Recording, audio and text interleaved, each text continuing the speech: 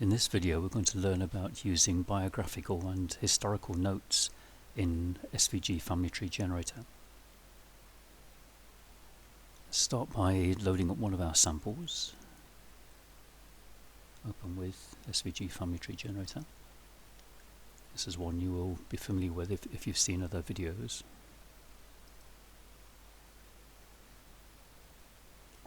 I'm going to first clarify a few things before we get into too much detail. If we edit one of these people, notes and tooltips are quite different.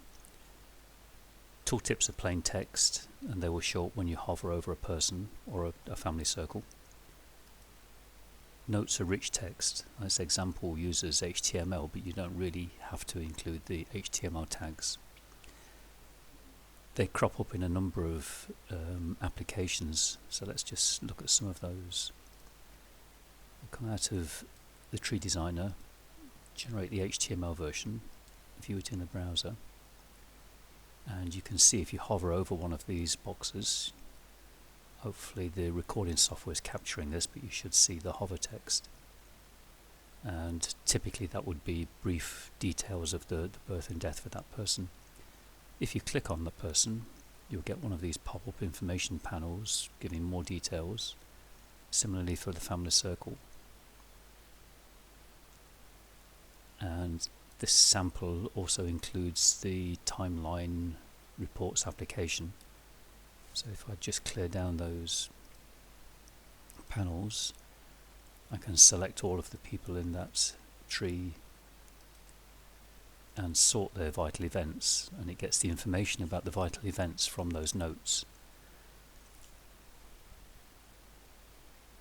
There is a video specific to timeline reports, so I'm not going to go into too much detail there, but we're going to go back to the tree designer and just look at the applications, interactive applications, and you'll see that this sample includes timeline reports and information panels. They're the pop-up panels that you see the notes in.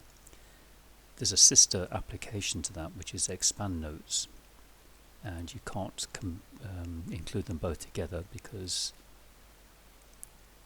they activate themselves on the same operation, so clicking on a box or clicking on a family circle. And information panels is the same. This also has options for clearing the panels down, but to activate a panel it's clicking on a box or on a family circle. Of course, if I try to include both, it will tell me. Now, it is possible to include both of those with a small amount of reconfiguration, and it's not difficult. I'm not going to cover it here. If anybody wants to go that route, then we can raise the issue in the Facebook group. One use case might be if you've got some boxes with small biographical notes and then others with large multi-page biographical notes, possibly with transcriptions as well, then you could put one of those applications on a button or a different mouse click. In the rest of this video we're going to look at actually manipulating the HTML version of these notes. So I'm going to go into this person's notes include quite a lot of HTML, which may be confusing, so let's replace all of that with some simple text that I've copied from one of my blog posts. So this is now plain text. If you go to the HTML toolbar, then there are a number of operations there to help add HTML tags to your text. If you're going to do a lot of this, then you may want to use an external HTML editor. This is a very rudimentary editor, although the way it treats tags is actually quite smart.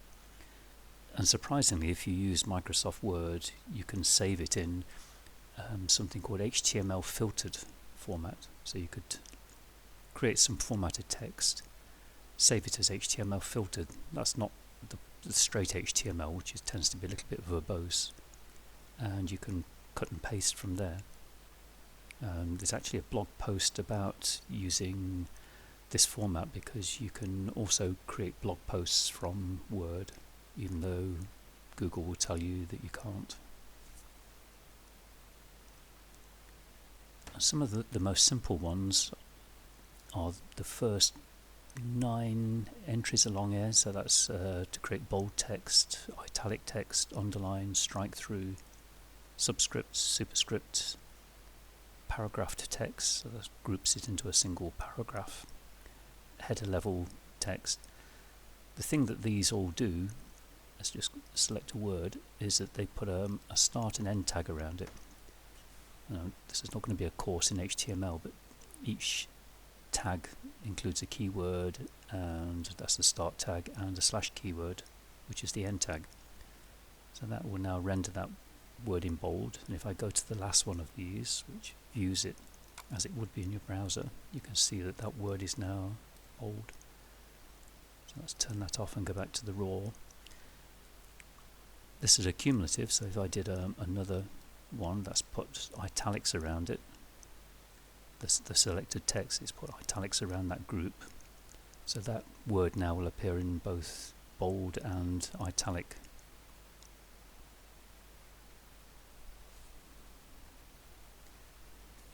And we can actually go backwards from this. If we hit the italic button again, it realizes that the highlighted text already includes tags for italic, so it will take them off.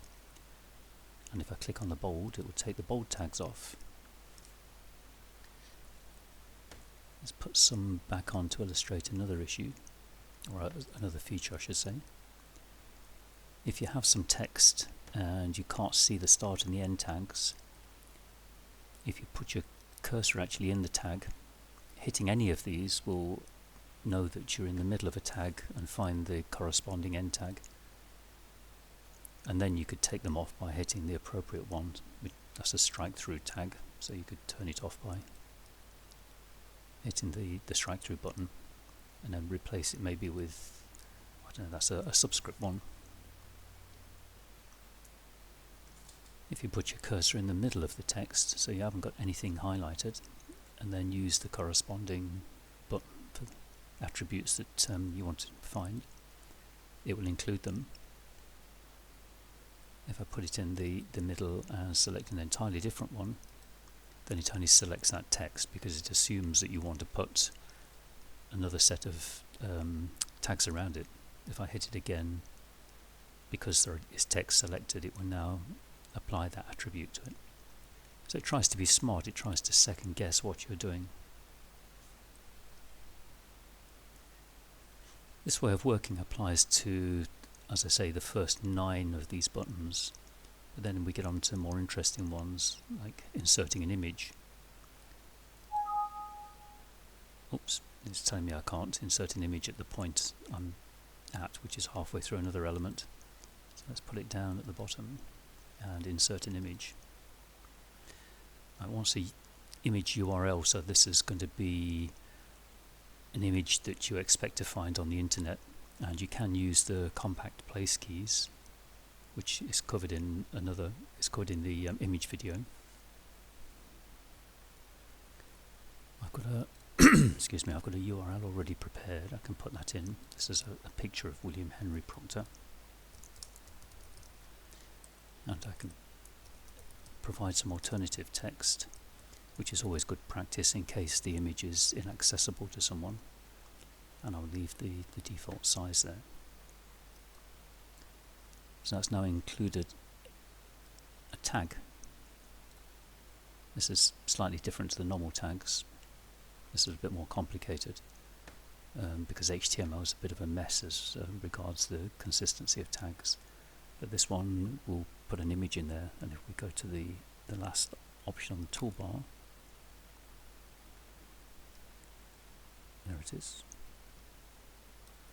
Let's go back to the raw HTML. If we put our cursor anywhere on this attribute, because there is no separate start and end tags, put the cursor there and hit image, that highlights it all. Hit image again, and it goes into the form where you can change the details.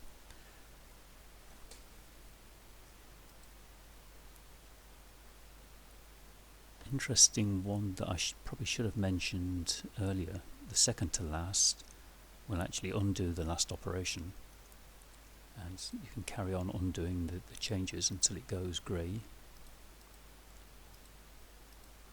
So that's going through all the changes we've just done in this session, and now it's grey, there are no more changes. If I select some text and go to this one, it will insert a hyperlink. The selected text is the text we want to make into a hyperlink, and then again we could put a link in there. Let's use the same URL as last time, and underscore blank, you don't need to change that, this will just put it into a separate tab.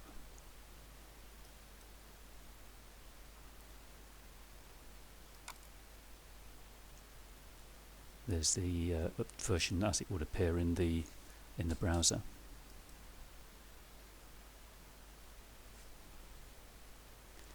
And clicking on it, that's interesting, that's gone into Internet Explorer, because the code or the library I'm using to view it in the edit person form is part of Internet Explorer, but this won't happen in a real version.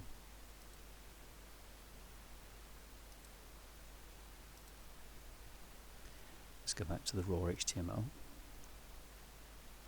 And again, if you put your cursor anywhere within that hyperlink tag and hit the hyperlink button, the first time we'll find the paired start and end, and the second time we'll go into the form so you can change the details. We didn't mention new line, that's fairly obvious. I could put a line break in there, so at this point that's putting an HTML line break in there, because otherwise text is flowed in HTML. If there are no attributes in there, no elements, then it will just be spread across the page. Before we move on to the last button, which is to do with life events or vital events, we're just going to view this in the browser properly. Go to the tree designer, process, view, and if we click on William Henry Proctor, we now see that there's a line break at this point after claims, and we've got a hyperlink at the bottom, and if we hit that hyperlink we get the picture in a separate tab of your default browser, not Internet Explorer. So let's come out of there. Go back into the tree designer, and we'll edit one of the persons that we haven't changed. This is covered slightly in the timeline reports video, but what I want to do is to emphasize that, sorry, clicking halfway through there, toolbar, the event, so the first time's highlighted it, the second time it's showing me the information it's got. There's my description, which could be anything I want, not just a single word. Then a categorization of the event. This is quite important for the purposes of the timeline reports and various other things. And then the text that we've highlighted. So we can change any of these, and it's also seen the date, which is just a simple year. So let's just change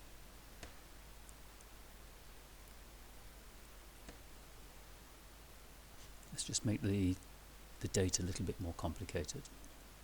So this is a hypothetical case, and we're going to put a GEDCOM like keyword in there, so we're going to say this is about. Now if we save that, it's actually encoded, but if we go to the timeline reports, that should show up differently to normal.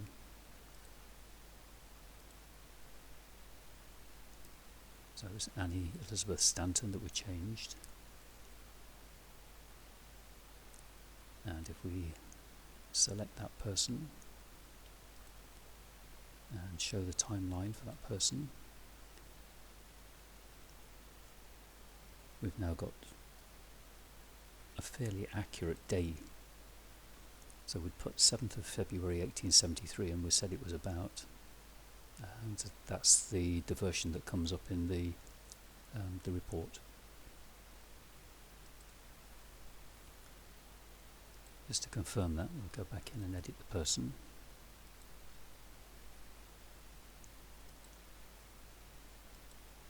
As with the other buttons on this toolbar, the first time you hit it, it will highlight the whole range from the beginning to the end, and the second time we'll load it into the form, or apply the attribute in the simple cases.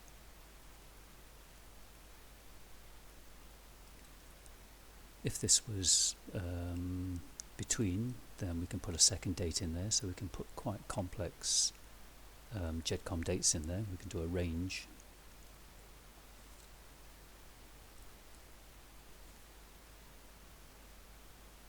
People who are used to manipulating GEDCOM dates in other products will find this familiar. And we can also flag them as Julian dates. A restriction in SVG family tree generator is that it only acknowledges the Gregorian and Julian calendars, but that's not a problem for most people. I think we've covered all of the options here. We have mentioned on the toolbar the undo, and we've also been using the view button quite a lot all the way through. As I say though, if you're going to want to create large amounts of formatted text, then you probably want to use something external to SVG family tree generator. And Microsoft Word is a viable option there. So before I wind up this video, let me just explain where to find that option in Word. Here's the installation guide for SVG family tree generator. If you have your Word documents already loaded up on the Save As, you can select various formats, and somewhere down here, there it is, web page filtered. So the one above generates quite verbose HTML. That's why a lot of websites, and particularly blog ones, say you can't copy and paste from Microsoft Word. But this one generates a much more standard version of HTML that's almost readable. So that's where you want to go if this is your chosen route. And we'll leave that now.